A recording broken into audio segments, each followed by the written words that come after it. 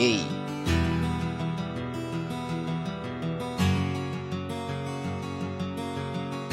ជីវិតគេសែនអស្ចារ្យទៅណាក៏គេសង្ហាមើលមុខខ្ញុំឲ្យចំជាងច្រាំមិនបានឡើយណាគេនោះជាអ្នកមានចាប់ខ្ញុំវិញគឺជាអ្នកណាគ្រាន់តែជាសម្បត្តិដល់ជួទីមលេខចូលសាលាពុកគឺឲ្យខ្ញុំជំទូថាអីខ្ញុំអងវមិនដឹងថាយើងក្រព្រោះខ្លួននេះវាមិនល្អមិនដឹងកាយខ្លួនវាចានទៅទិញខ្សែក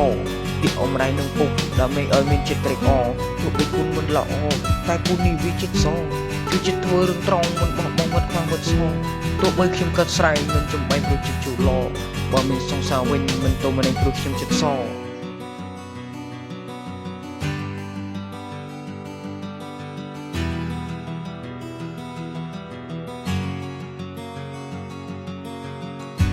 ពាក្យ DJ មិនត្រូវហាមភ្លើមានសិទ្ធតែចោល